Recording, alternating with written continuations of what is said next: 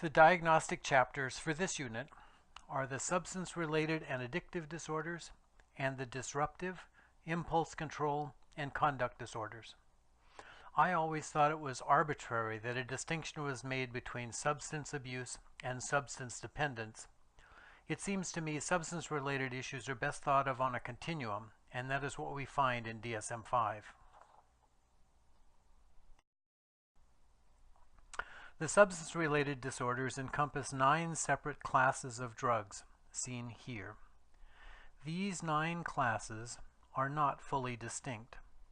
All drugs that are taken in excess have in common direct activation of the brain reward system, which is involved in the reinforcement of behaviors and the production of memories. They produce such an intense activation of the reward system that normal activities may be neglected. Instead of achieving reward system activation through adaptive behaviors, drugs of abuse directly activate the reward pathways. The pharmacological mechanisms by which each class of drugs produces reward are different, but the drugs typically activate the system and produce feelings of pleasure, often referred to as a high. Furthermore, individuals with lower levels of self-control, which may reflect impairments of brain inhibitory mechanisms, may be particularly predisposed to develop substance use disorders, suggesting that the roots of substance use disorders for some persons can be seen in behaviors long before the onset of actual substance use itself. The substance-related disorders are divided into 2 groups: substance use disorders and substance-induced disorders.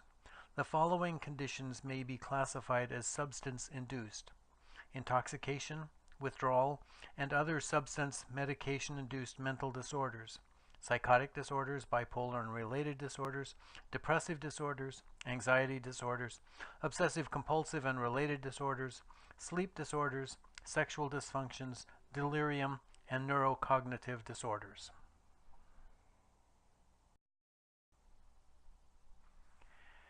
In addition to the substance-related disorders, this chapter also includes gambling disorder, reflecting evidence that gambling behaviors activate reward systems similar to those activated by drugs of abuse, and produce some behavioral symptoms that appear comparable to those produced by the substance use disorders.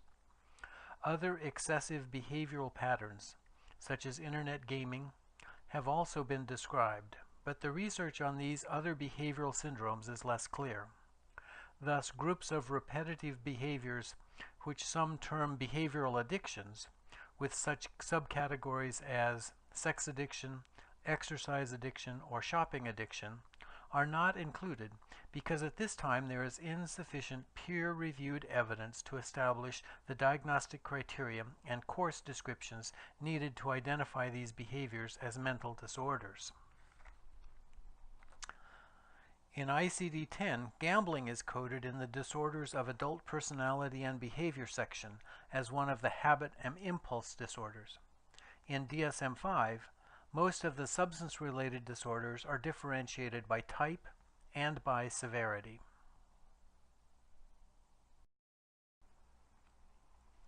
Disruptive, impulse control, and conduct disorders include conditions involving problems in the self-control of emotions and behaviors.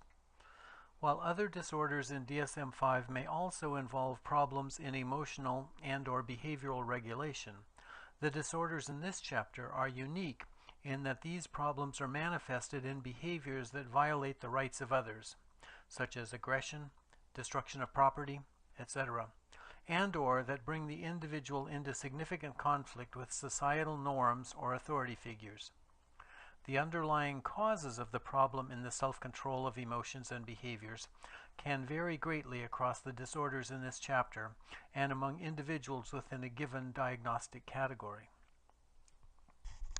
Although all the disorders in the chapter involve problems in both behavioral and emotional regulation, the source of variation among the disorders is relative emphasis on problems in the 2 types of self-control. For example, the criteria for conduct disorder focus largely on poorly controlled behaviors that violate the rights of others or that violate major societal norms. Many of the behavioral symptoms, such as aggression, can be a result of poorly controlled emotions, such as anger. At the other extreme, the criteria for intermittent explosive disorder focus largely on such poorly controlled emotion, outbursts of anger that are disproportionate to the interpersonal or other provocation or to other psychosocial stressors.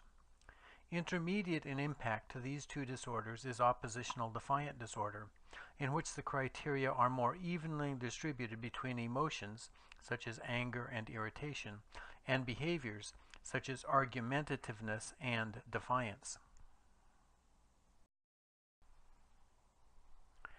If a client obtains a score of 1 or greater on items 21, 22, or 23 on the Level 1 measure, further clinical inquiry is required.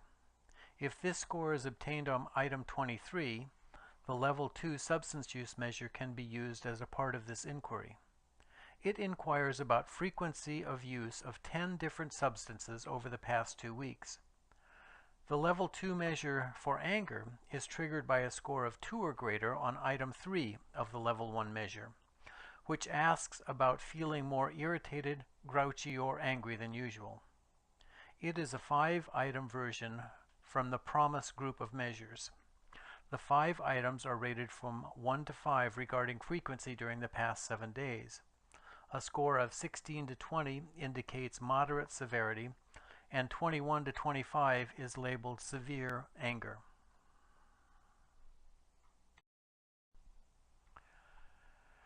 The numbering system for this chapter in DSM-5 carries over the distinction between abuse and dependence, which makes it very confusing.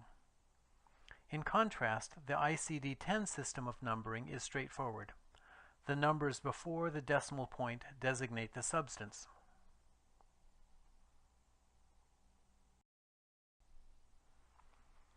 In ICD-10, the number after the decimal point records more specificity regarding the severity of the disorder. For each of the 7 levels of severity, a variety of subtypes is defined.